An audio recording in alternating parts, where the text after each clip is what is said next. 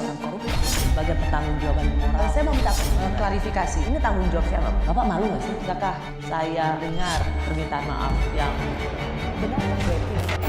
Orang-orang menjadi korban.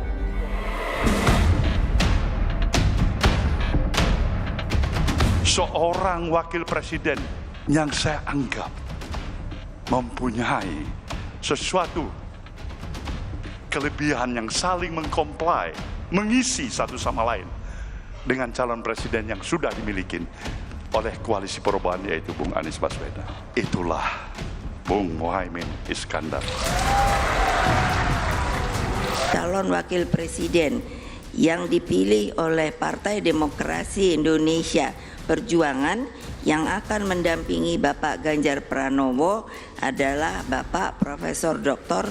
Mahfud MD. Merdeka! Merdeka! Ojo ke susu. Tapi kan udah mau bentar. Ojo gerusa gerusu. Masih garis Ya. deklarasinya Iya, terus kita ini namanya demokrasi ya.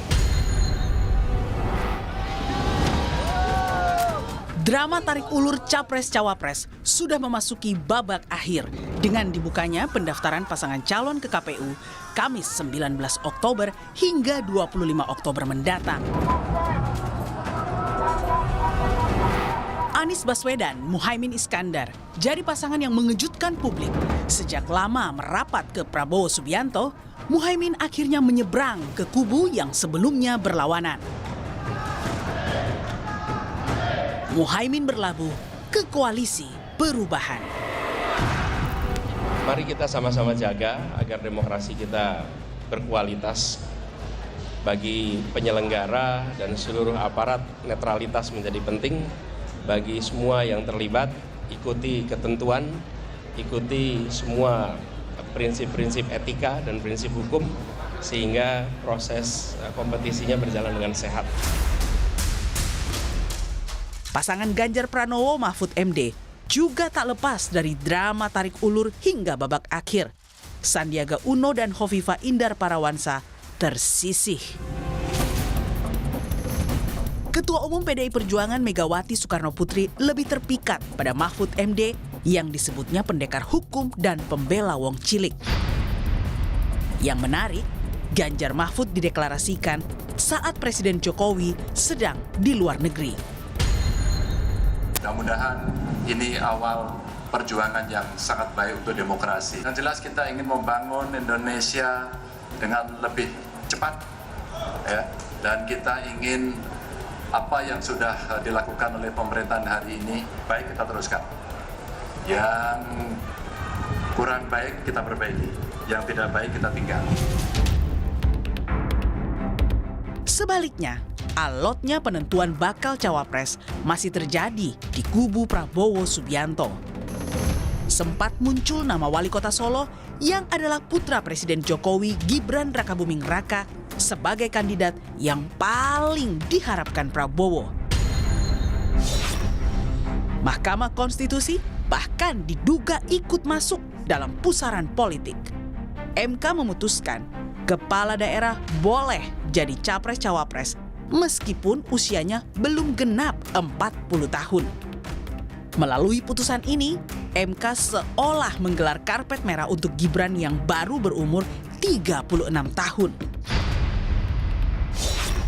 Situasi tersebut membuat gerah PDI Perjuangan dan berencana memanggil Gibran.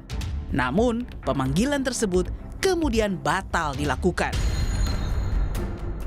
Hingga kini masih tertutup rapat bakal cawapres yang bakal diusung Koalisi Indonesia Maju. Prabowo hanya menyebut, ojo ke susu, ojo gerusa-gerusu. Ojo ke susu. Tapi kan udah mau bentar. Ojo gerusa gerusu. Masih garis Ya. deklarasinya Iya, terus kita ini namanya demokrasi ya. Gaduh penentuan capres-cawapres lumrah dalam politik. Meski penuh dinamika, etika politik tak boleh dikesampingkan. Bahkan etika politik jadi keharusan saat seluruh pasangan calon masuk dalam arena pertarungan Pilpres 2024.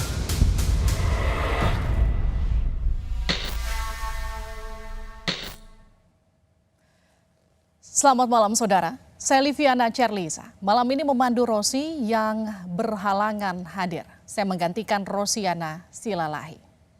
Dan malam ini sudah bersama saya Sekretaris Dewan Nasional Setara Institut Dr. Beni Susetio. Selamat malam Pak Beni. Selamat malam Mbak. Pak Beni, kita melihat bagaimana situasi perpolitikan hari ini. Apa yang kemudian dinanti-nanti masyarakat Indonesia selama ini masih jadi misteri dan terungkap sudah. Ada pasangan Anies Mohaimin, ada pasangan Ganjar Mahfud. Kita masih tinggal menunggu siapa yang akan mendampingi Prabowo Subianto. Dua pasangan sudah mendaftarkan ke KPU. Bagaimana Anda melihat apa yang terjadi hari ini? Yang terjadi hari ini kan sebenarnya kalau kita mau jujur ya, ada semacam kegalauan ketika kekuasaan itu terlalu dominasi untuk menentukan siapa yang akan menjadi presiden dan wakil presiden. Dan dominasi kekuasaan yang begitu kuat itu yang membuat hiruk pikuk politik ini, sehingga politik ini seolah-olah dipenjara, dikendalikan oleh pemegang kekuasaan. Padahal kalau kita bicara tentang kekuasaan, itu sarana alat. Sarana alat apa? Untuk mencapai kesejahteraan rakyat.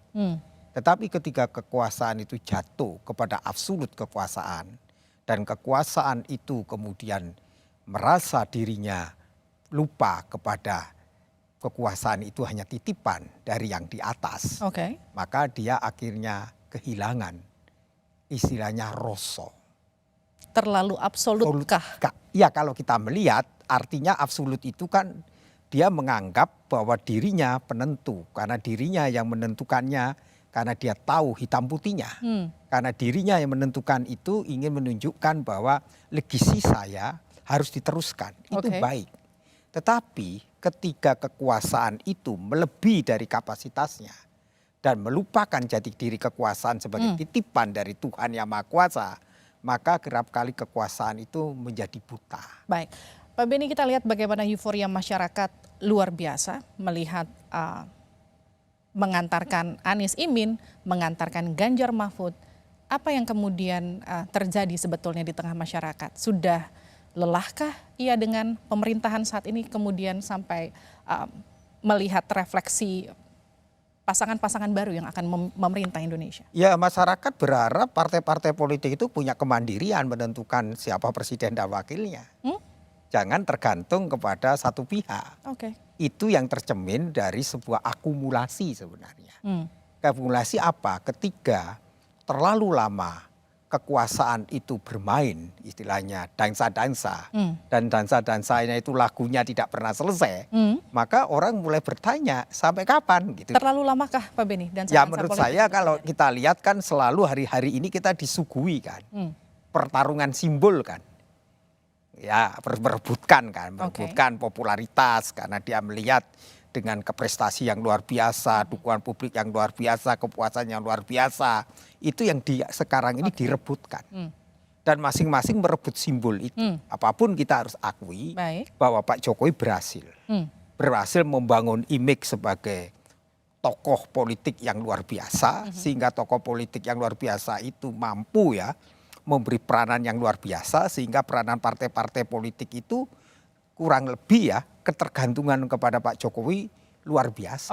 Lah, ini yang terjadi pertarungan simbol. Ketika pertarungan simbol itu siapa yang mendapat restu dari Pak Jokowi dan dekat dengan restu Pak Jokowi itu dianggap yang bisa memenangkan publik gitu loh. Jadi kepuasan publik itu dalam pikiran orang yang ingin berkuasa harus direbut. Tapi sebelum saya masuk, kenapa kemudian Mahfud dipilih untuk mendampingi Ganjar Pranowo? Saya agak tertarik dengan bagaimana kemudian deklarasi yang dilakukan ketika bahkan Pak Jokowi tidak ada di Indonesia. Pak Beni melihat ini satu kebetulan atau ini satu kesengajaan yang dibuat? Ya, ini kan sebuah menunjukkan bahwa PDI partai yang mandiri ya. Dan itu sebenarnya kalau kita melihat bagian dari Ibu Profesor Dr. Megawati itu kan punya kematangan politik yang kuat.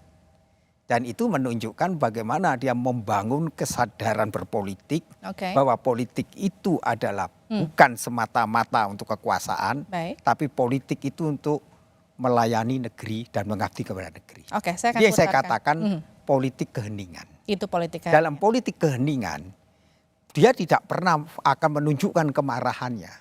Dia tidak pernah akan mencela, dia tidak pernah akan menyibir, dia tidak pernah akan membuat kegaduhan. Tetapi dia membawa perlawanan. Baik, perlawanan seperti apa? Perlawanan itu yang ditunjukkan hari ini. Baik, Pak Beni tahan dulu. Kita akan dengarkan apa saja sebetulnya alasan ketika Bu Mega memilih Mahfud MD untuk mendampingi Ganjar Pranowo di Pilpres nanti. Ini dia.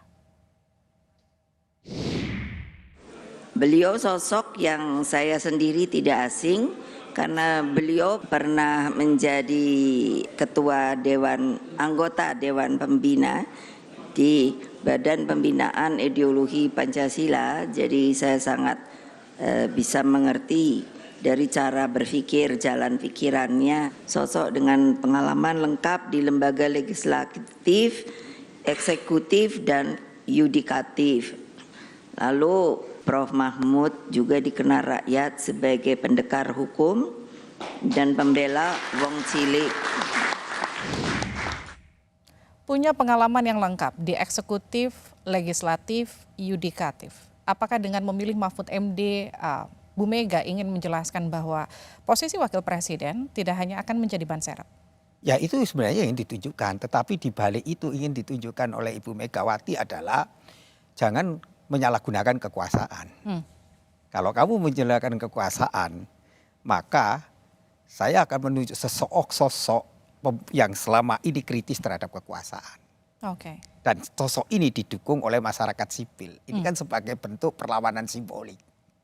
Lah perlawanan simbolik dengan menunjuk Profesor Dr. Mahfud MD, Bu Mega kesadaran bahwa ada yang tidak beres dalam bidang hukum. Ada nggak kaitannya dengan pengumuman putusan MK hari Senin dan kemudian Mahfud MD dipilih sebagai wakil presiden dari Ganjar Pranowo? Ya tidak serta-merta sebab akibat ya. Karena sebenarnya keputusan ini sudah lama ditimbang. Karena keputusan ini kan dilihat tentang apa sih kebutuhan tantangan ke depan Indonesia untuk menjadi negara yang maju, Indonesia menjadi negara yang memiliki peradaban adalah terjungkir baliknya hukum. Kalau kita lihat Pak Beni, Anies sudah punya pasangan. Pak Muhaimin sudah mendaftarkan diri ke KPU. Ganjar sudah bersama Pak Mahfud sudah juga mendaftarkan diri ke KPU. Kita tinggal menunggu seperti apa, siapa sosok yang akan mendampingi seorang Prabowo Subianto. Kisi-kisinya ada beberapa. Kita lihat dulu seperti apa sebetulnya kisi-kisinya. Iya, maksudnya kayak pengalaman juga masih minim gitu loh Pak, Mas Gibran ini. Apakah tidak dirasa terlalu muda dan masih... Gimana kalau kehendak rakyat begitu? Ya. Berarti... Ini kita tidak bicara kehendak elit, tapi ini kalau ada dukungan dari rakyat, Anda sendiri dengar di mana? Ya. Setelah putusan MK dibahas bersama Kim. Iya dong, kita tunggu di MK. Saya cuma mau memberi isyarat kisi-kisi tentang calon wakil presidennya Pak Prabowo hanya dengan 2 pantun. Indonesia negeri yang kaya, penduduknya berjuta-juta. Kita ingin Indonesia jaya, Prabowo dan anak muda jawabannya. Beli pisang sambil sepedaan, pulangnya mampir stasiun balapan.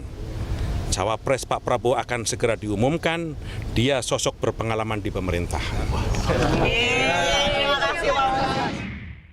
Pak Beni, isyaratnya ya, kalau agak itu udah sedikit jelas. nyata. Anak muda, stasiun balapan, berpengalaman di pemerintahan. Gibran? Ya jelas itu.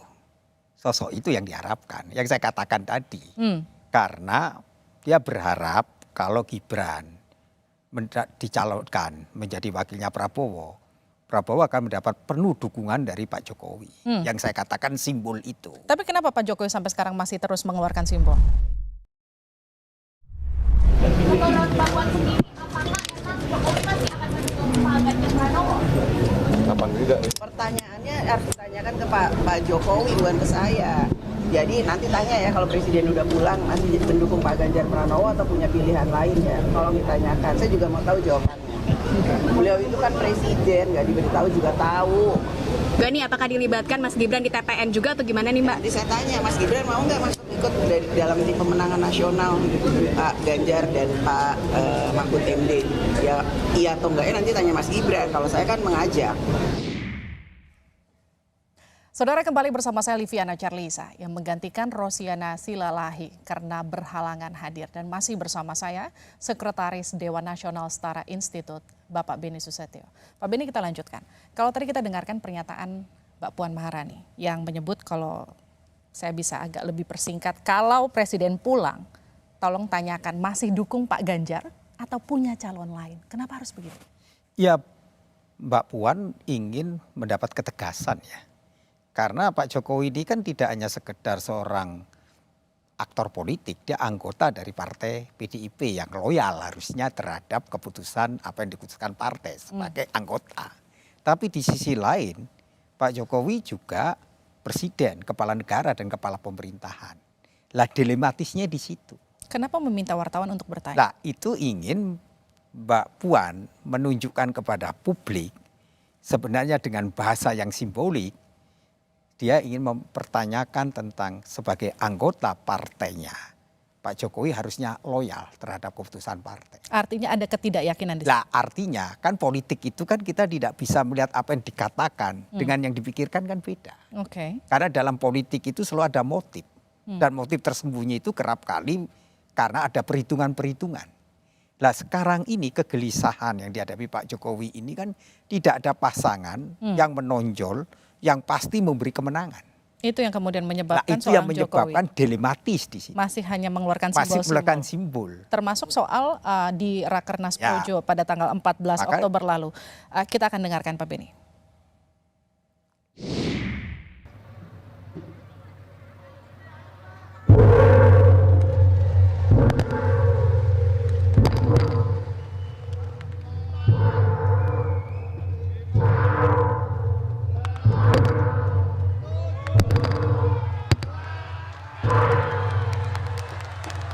Pemadaran yang jelas. Sabar gimana, itu udah gongnya 8 kali kamu ini gimana? Waktu ngebuka itu gong 8 kali masuk bukan sinyal. Pak Jokowi total support Pak Prabowo ya? Itu kesimpulan kamu dan saya rasa saya setuju dengan kesimpulan kamu. Wajar nggak Pak Beni mukul gong 8 kali? Ya itu kan simbolik ya, ketika Pak Jokowi waktu menghadiri Rakernas PDIP, dia menunjukkan dukungan kepada Ganjar. Dia dengan mengatakan nanti setelah dilantik politik pangan dijalankan. Dan sekarang dalam situasi dengan relawan, karena ini kan maunya deklarasi tapi nggak jadi kan. Lah dia ingin menunjukkan simbolnya bahwa dia memberikan harapan kepada relawan itu, bahwa yang dia dukung itu disimbolkan dengan 8 kali gong itu. Itu kan taksir. Dalam taksir itu ambigu. Tergantung yang menaksirkan kan. Tetapi apakah benar dalam detik ini statementnya Pak Jokowi mendukung Prabowo kan belum ada. Jadi wilayah ini adalah wilayah taksir. Dalam politik itu selalu taksir itu ambigu. Pak Beni, Anda mau bilang Pak Jokowi main 2 kaki? Ya dalam kenyataan Pak Jokowi masih membangun politik perimbangan. Karena yang itu tadi saya katakan belum ada mayoritas dalam survei itu yang mengatakan bahwa dia akan memenangkan. Ini perbedaan dengan 5 tahun sebelumnya. Karena persaingan ketat, maka Pak Jokowi selalu menimbang-nimbang. Dan itu baru selesai, ya nanti dangsa-dangsanya lagunya baru selesai, setelah nanti dia melihat survei-survei itu menunjukkan yang didukung itu memiliki keunggulannya.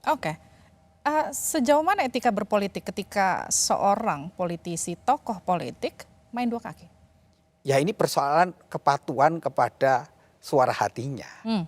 Harusnya dalam berpolitik itu bisa membedakan baik dan buruk.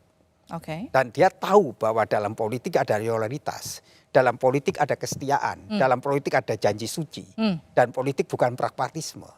Maka kalau dia berpegang teguh kepada etika politik kepatuhan itu, ya dia tidak bisa bermain 2 kaki. Tetapi ingat, kekuasaan itu kan memiliki yang disebut motif tersembunyi. Ketika dia mendapatkan ketidakpastian bahwa yang dia dukung itu akan menang, maka dia terjadi keraguan. Lah dalam keraguan itulah sampai sekarang dia belum menentukan siapa yang dia dukung. Dan itu wajar dalam politik. Karena politik itu tidak hanya dilihat dalam bahasa Walter Benjamin, politik itu dia mempunyai dimensi manusiawi dan dimensi ilahi. Adakah kesetiaan seutuhnya untuk satu dunia politik. Lah, kalau orang memiliki politik dalam pengertian dimensi ilahi yang mengatasi politik itu hanya cari kekuasaan, politik hanya mengejar kekuasaan, politik hanya mengejar kedudukan, duda saya dapat apa? Ada kesetiaan itu ketika politik dalam pengertian ilahi mengatasi dari nafsu berkuasa. Tetapi kalau politik pragmatisme hanya sekedar duniawi, semata-mata merebut kekuasaan dan mendapat kekuasaan, itu hilang. Maka dia bisa mengatakan, ya sudah kesempatan. Ketika politik hanya dilihat kesempatan ini saat ini, maka dimensi ilahi hilang dalam kaca wacana dia untuk berefleksi. Karena dalam politik itu sebenarnya ada kebaikan. Maka dalam politik punya daya magis. Nah, bicara daya magis, bicara kesetiaan, bicara soal loyalitas, Bu Mega juga menyatakan hal itu. Kebetulan pasca pukulan 8 kali gong yang dilakukan Pak Jokowi. Kita akan dengarkan. Kota Surakarta ditampilkan Pak Adi. No itu, kenapa kok Ibu nyebut itu? Karena ketua DPC-nya itu orang lama. Dianya ikut dari PDI. Itu orangnya pakai berngos. Kalau ngomong seenaknya sendiri. Kalian juga mesti seperti dia. Senioritasnya luar biasa. Sekarang ya, dan kesetiaannya pada partai. Lagi-lagi ini kebetulan atau kesengajaan mention kesetiaan dan juga loyalitas, senioritas. Ya, Bu Mega ingin mengatakan bahwa politik itu tidak semata-mata duda saya memperoleh mendapat apa kekuasaan, bukan. Politik itu panggilan. Panggilan kepada apa? Ideologi partai. Ketika ideologi partai itu diperjuangkan, maka kesetiaan, komitmen, dan suka baik dan duka dia harus mau berjuang karena punya nilai. Itulah dimensi ilahi bukan duniawi. Kalau duniawi pragmatis. Kalau saya di situ tidak mendapat posisi kekuasaan ya saya tinggal. Maka dalam politik yang pragmatisme itu, kerap kali politik itu tidak punya dimensi magis. Dia bisa menjadi bengis, dia bisa menjadi culas, dia menggalakkan segala cara karena politik bukan dilihat dalam nilai. Karena dalam politik itu sudah ada keutamaan. Keutamaan kepada kesetiaan, membela nilai-nilai hakiki dan keyakinan yang dibangun dalam partai dengan ideologi partainya. Maka partai politik itu harus punya ideologi. Pak Beni, PDIP itu lambangnya banteng. Tapi kenapa karakter PDIP ketika menghadapi dua kakinya Pak Jokowi terkesan hening? Ya gini, Bu Mega itu kan terlatih. Dalam Orde Baru bagaimana dia terlatih? Biasa ditindas, dia sudah mengalami begitu ketika kekuasaan ayahnya digulingkan. Bagaimana dia merasa lorong-lorong gelap dalam kekuasaan itu. Sehingga dengan punya kemampuan membaca sebuah realita dengan ketajaman hatinya. Maka bagi Bu Mega perlawanan-perlawanan seperti itu dianggap biasa dalam hidupnya. Maka dia menunjukkan dengan politik keheningannya itu, dengan kontemplasinya, dia ingin menunjukkan bahwa politik bukan semata-mata kamu mendapat kekuasaan. Tetapi kekuasaan itu diperoleh lewat sebuah perjuangan dan proses. Apa untungnya politik keheningan bagi Bu Mega? Bagi Bu Mega, bagi PDIP justru dengan PDIP tidak tidak reaksioner, tidak marah, tidak mampu menggunakan daya kemarahan itu justru menguntungkan karena akan mendapat simpati publik. Dan simpati itu diperoleh ketika keputusan Mahkamah Konstitusi.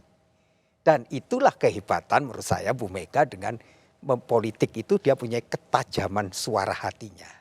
Dengan ketajaman suara hatinya itu dia punya yang namanya prinsip. Dan prinsip itu yang ditunjukkan hari ini. Sehingga ketika dia memilih Prof. Mahfud MD yang sudah lama di sakunya, dia ingin menunjukkan bahwa pilihannya itu tidak salah. Bahwa saatnya lah peradaban keadaban hukum ini diperbaiki. Pak Beni, ketika Bu Mega menyebutkan deklarasi Ganjar dan juga Mahfud, ada simbol lagu Kasih Ibu yang Bu Mega sebutkan. Kasih ibu sepanjang masa, tak harap kembali bagai sang surya menyinari dunia. Apa simbol apa yang ingin disampaikan? Ya, ibu ingin mengatakan, saya sudah memberikan kepada anak-anakku, dan saya sudah membesarkan, dan saya sudah memberikan kekuasaan itu, dan kekuasaan itu saya berikan gratis, tanpa saya meminta apa-apa. Tetapi ingat siapa pemberi kekuasaan itu? Sang ibu. Dan itulah yang dikatakan oleh Prof. Mahfud, Ibu Pertiwi itu ketika Prof. Mahfud mengatakan dia tidak diminta apa-apa, bahkan kebutuhan apapun disediakan, asal dia taat kepada konstitusi. Itulah kasih ibu sepanjang masa. Semata hanya untuk Ganjar dan juga Mahfud? Atau justru untuk semuanya, untuk kita. Jadi Bu Mega mengajarkan kita politik yang dikatakan Walter Benjamin itu. Bukan dimensi dunia tapi ilahi. Ketika politik dinasti ilahi dia mengatasi apa? Mengatasi dirinya sendiri. Kalau Bu Mega mau, anaknya bisa kok jadi calon. Tapi mengapa dia tidak memilih anaknya? Karena dia mempertimbangkan sesuatu yang melebihi dari itu kepentingan bangsa dan negara. Itu yang disebut politik ilahi. Tetapi ketika politik hanya duniawi, dia kepentingannya sempit. Dia kepentingan politik domestik. Apapun demi anak dia berikan itu. Tetapi Bu Mega mengatakan tidak. 2 kali kesempatan. Baik. Pak Beni, di Indonesia pindah-pindah partai itu hal yang biasa. Kenapa kemudian Bu Mega begitu menjunjung tinggi kesetiaan? Padahal kita tahu dalam satu politik itu nggak ada yang pasti. Ya bagi Bu Mega politik itu alat perjuangan. Ketika politik itu alat perjuangan, maka kesetiaan kepada namanya ideologi itu adalah keutamaan. Dan itu dia tunjukkan. Jadi kalau politik pragmatis tidak, kesetiaan kepada saya mendapat apa, saya memperoleh apa, dudes itu. Maka kesetiaan tidak penting. Karena kesetiaan itu dasar utama seseorang memiliki karakter.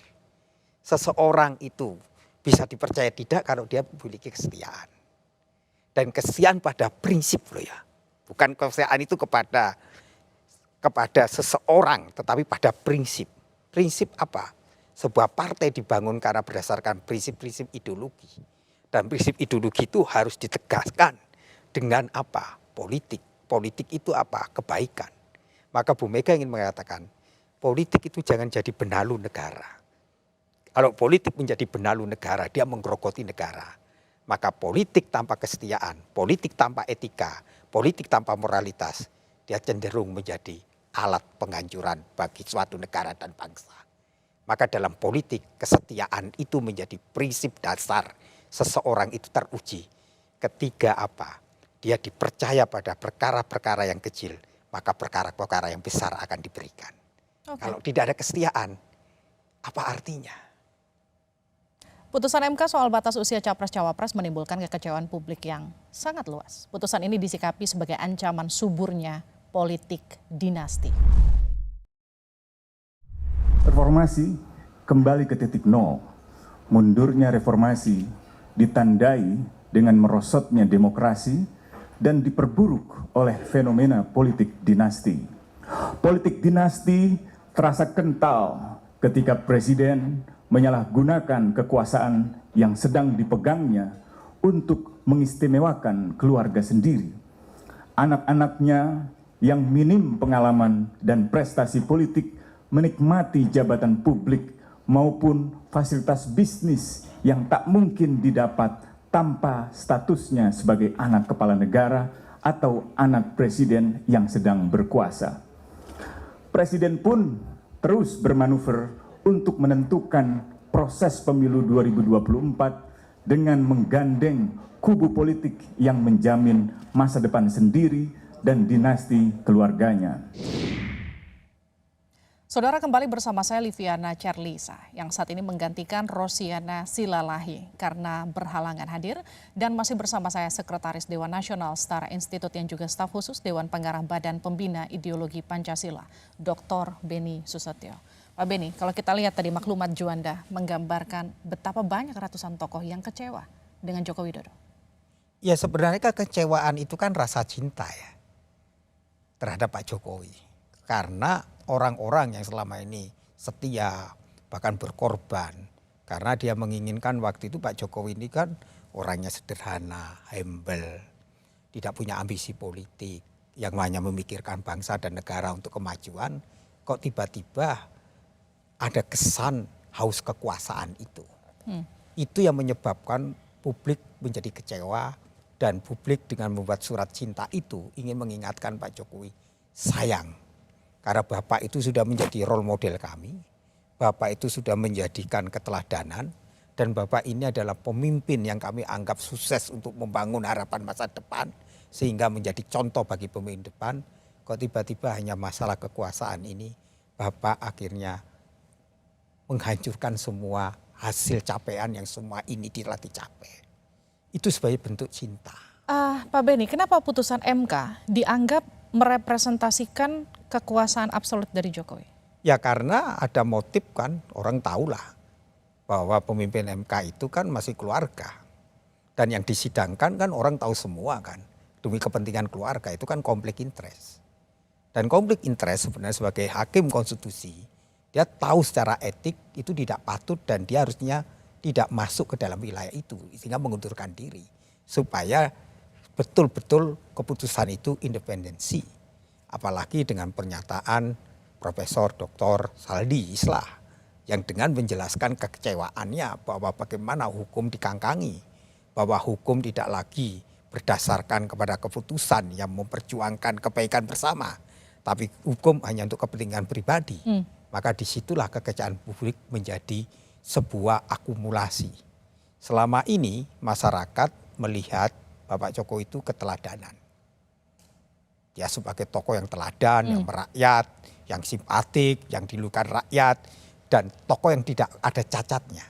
Tiba-tiba dengan keputusan MK itu membuat orang akhirnya melihat kok tidak seperti itu ya role model saya. Itu yang sakit, sakitnya di sini. Oke. Pak Beni, putusan MK itu kan dianggap melanggengkan kekuasaan dinasti politik dari Joko Widodo lewat Gibran Raka Buming Raka. Kita akan dengarkan seperti apa jawaban keduanya, ini dia. Untuk putusan MK, saya kembalikan lagi ke MK. Kalau mau bertanya detail masalah klausul ini itu, tanya ke pakar hukum, tanya ke penggugatnya.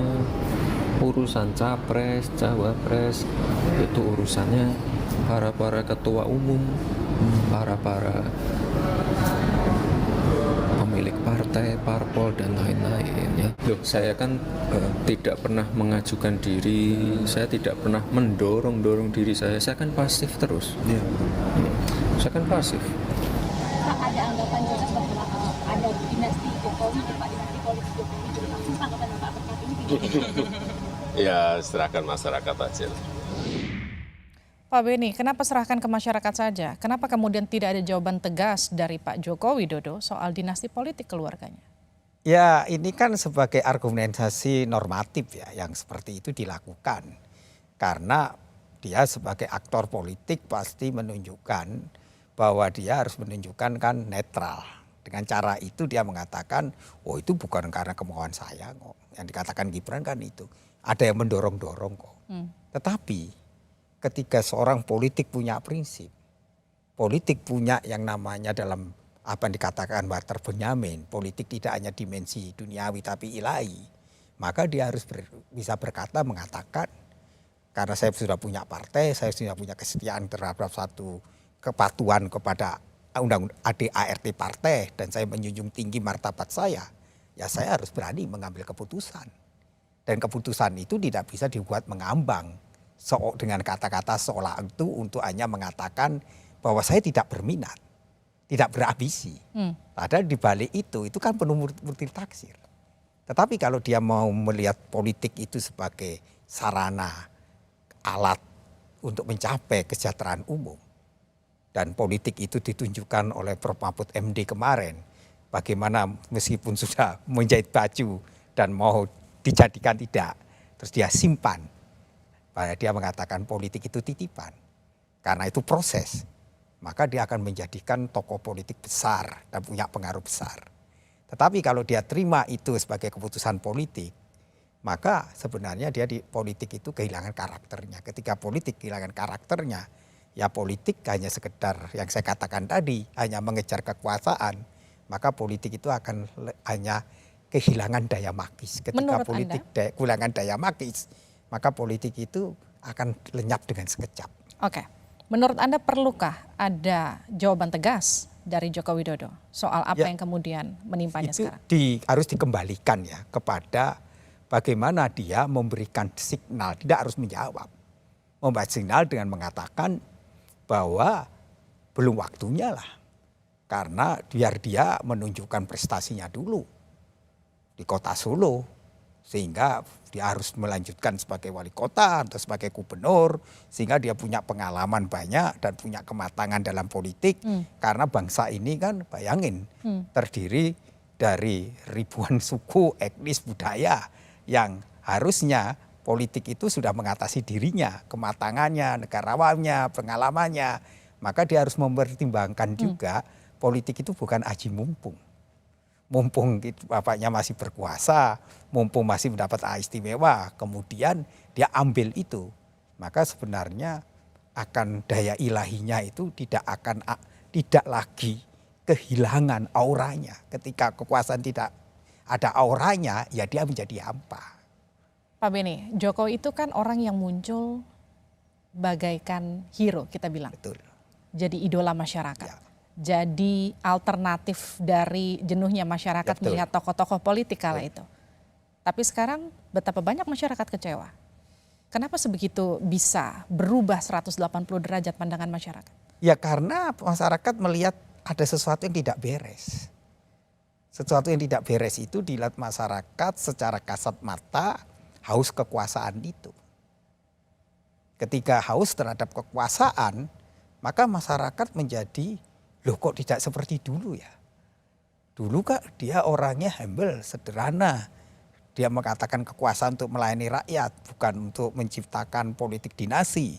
Tidak membuat keistimewaan keluarganya. Bahkan dulu dia mengatakan bahwa anak-anaknya tidak berminat di politik. Kok sekarang berbeda? Itu yang membuat masyarakat sakit gitu loh. Sehingga masyarakat mengingatkan, sayanglah Pak, tinggal hanya beberapa bulan. Bapak kalau bisa menahan nafsu berkuasa, maka Bapak itu akan tetap menjadi role model. Bapak itu akan dikenang dalam sejarah pemimpin yang sukses. Pemimpin yang membawa perubahan. Pemimpin dijadikan role model dan contoh kepada presiden-presiden setelah itu. Itu yang tidak mau masyarakat mengalami kekecewaan. Pak Beni, ketika seseorang, taruhlah, sudah terlalu dianggap cawe-cawe, bagaimana kemudian dalam sisa waktu pemerintahan yang ada mengembalikan kecintaan masyarakat secara utuh seperti awal ketika beliau muncul? Ya sebenarnya sederhana aja. Pak Jokowi menunjukkan dan Gibran juga menyadari bahwa belum saatnya lah saya muncul. Dan ada waktunya. Kalau saya bisa menahan nafsu saya berkuasa, saya akan mendapatkan kesuksesan yang lebih besar.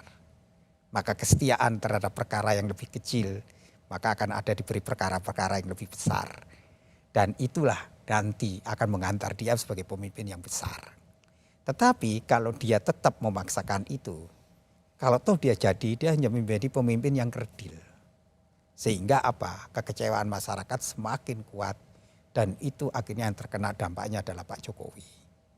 Sehingga kita tidak mau Pak Jokowi terkena dampaknya. Maka teman-teman yang menyintai Pak Jokowi itu membuat suara keprihatinan. Sebagai bentuk rasa cinta, rasa sayang masyarakat terhadap Pak Jokowi. Justru ini bukan bentuk kebencian? Tidak, karena mereka itu dengan tulus yang selama ini membantu Pak Jokowi. Tidak mendapat motif, tidak mendapat jabatan, tidak mendapat apa-apa. Dan mereka yang telah berjuang dengan totalitas, bahkan mengorbankan segalanya demi Indonesia masa depan. Indonesia yang diharapkan itu mampu menghantar Indonesia pada perubahan. Tiba-tiba hanya persoalan nafsu berkuasa itu semua menjadi sirna. Itu yang tidak mau masyarakat.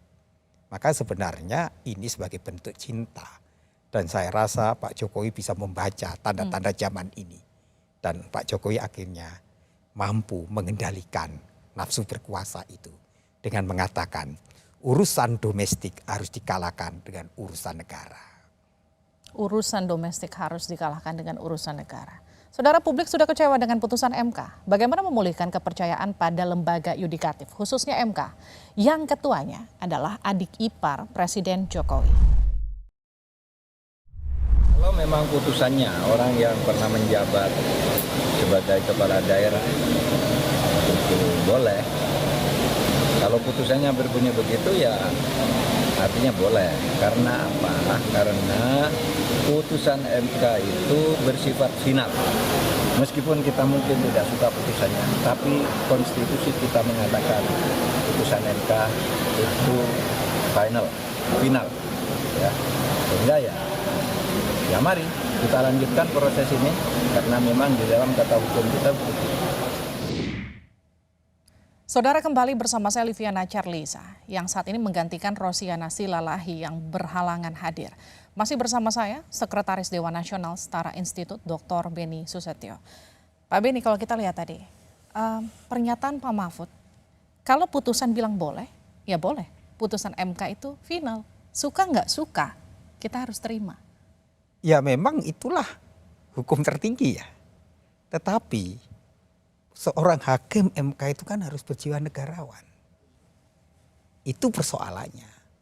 Maka kalau publik menilai keputusan itu penuh dengan cacat, ya publik juga dibuka ruang dong untuk memproses, bahkan untuk meneliti, menyelidiki apakah keputusan itu punya konflik interest atau tidak. Maka untuk mengembalikan kepercayaan terhadap MK itu ya harus ditunjuk. Ya disebut mahkamah etis itu. Lah mahkamah etika itu harusnya dari orang-orang kredibel, orang-orang independen untuk memulihkan nama baik MK yang sekarang nama baik MK sudah mengalami kehancuran. Bagaimana memulihkannya? Ya dengan membentuk sebuah mahkamah kehormatan, lembaga etis. Jadi di situ dilihat motifnya apa. Kalau ini bukan domainnya MK tapi dipaksa untuk meloloskan ini untuk kepentingan siapa? Lah mahkamah etika ini yang bertujuan untuk memulihkan kepercayaan orang. Kalau tidak, ketika MK tidak dipercaya, nanti bagaimana dia mengatasi sengketa? Banyak orang akhirnya sengketa pemilu itu tidak bisa diterima dengan fair dan adil karena dia melihat, loh ada kepentingan kan. Ini bahayanya. Ketika hukum dipermainkan, ketika konstitusi dimain-mainkan, maka konstitusi itu akan menjadi bumerang bagi kita dalam membangun keadaban demokrasi. Sama seperti yang kemudian Setara Institut katakan, MK bisa seperti Mahkamah Keluarga. Nah iya, kepentingan keluarga yang digolkan kan. Dan itu kan reaksi publik kan. Nah yang diinginkan apa sih? MK itu kan ketika itu kan kewibawaan. Ketika pewibawaan MK sebagai Mahkamah Konstitusi dia menjadi garda terdepan untuk pembela konstitusi, tiba-tiba untuk kepentingan, hanya kepentingan satu golongan, kepentingan keluarga itu dia korbankan, maka reputasinya kan hancur. Maka orang tidak lagi percaya pada hakim-hakim konstitusi bagaimana. Maka seorang hakim MK itu harus berjiwa negarawan, dia harus mengalahkan kepentingan keluarga, kepentingan golongannya karena dia mengatasinya. Maka orang yang duduk di Mahkamah Konstitusi itu adalah orang yang betul-betul mematuhi kepada suara hatinya. Oke. Dan ini yang publik lihat bahwa para hakim-hakim Mahkamah Konstitusi kehilangan suara hatinya karena mereka tidak mampu mempertahankan MK sebagai garda depan pembela konstitusi. Pak Beni, apa saja catatan-catatan Anda tentang peristiwa politik yang dianggap merusak nalar politik kita? Ya pertama ada kesan ya, kekuasaan itu disalahgunakan untuk menjadi alat politik. Dan itu menurut saya harus segera dikoreksi. Sehingga apa yang dikatakan Prof. Mahfud MD itu peringatan. Jangan sampai TNI, Polri, dan lembaga-lembaga negara itu dipakai untuk kepentingan kelompok atau kepentingan memenangkan satu golongan. Dan itu sebenarnya merusak nalar demokrasi. Sehingga ke depan catatan ini menjadi catatan kita untuk menjaga kembali pemilu yang adil, yang damai, pemilu yang tanpa kekerasan, tapi pemilu yang membahagiakan kita sebagai pesta demokrasi kalau wasitnya itu adil. Maka dibutuhkan sekarang adalah mengembalikan kembali hakikat demokrasi itu.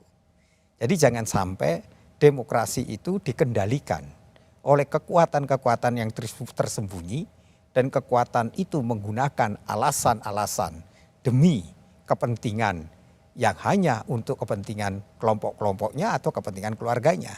Maka demokrasi harus dikembalikan kepada hakikatnya.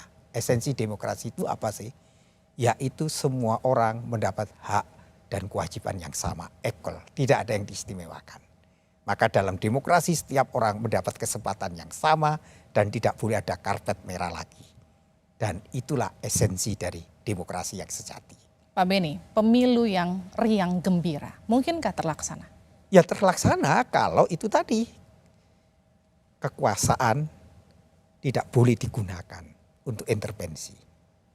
Maka mereka, para pemegang kekuasaan, harus menyadari kekuasaan hanya titipan. Kekuasaan hanya sarana, dia bukan absolut. Tetapi kalau kekuasaan itu menjadi absolut dan kekuasaan itu tidak lagi menjadi sarana, maka dia akan kehilangan daya magisnya. Maka kekuasaan yang sekarang yang direbut, bahkan kekuasaan itu harus dipertahankan, maka dia akan hilang. Maka harumnya menjadi tidak lagi membawa keharuman untuk bangsa negara ini. Maka kembalikanlah kekuasaan itu kembali kepada jati dirinya. Kekuasaan itu tidak dikejar, kekuasaan tidak diburu, tetapi kekuasaan itu adalah pemberian. Maka kita harus kembalikan kasih ibu sepanjang jalan. Maka kasih ibu itu memberi tanpa meminta. Itulah makna kekuasaan terdalam. Kekuasaan itu pemberian. Pemberian. Kekuasaan itu hanya titipan. Titipan. Oke. Maka kekuasaan jangan menjadi absolut dan jangan diburu. Maka kalau kamu memburu kekuasaan, maka kamu kehilangan segala-galanya. Terima kasih Pak Beni sudah berbagi di program Rosi. Saya Liviana Charlisa, mewakili Rosiana Silalahi. Terima kasih sudah menyaksikan Rosi. Tetap di Kompas TV, independen, terpercaya. Sampai jumpa.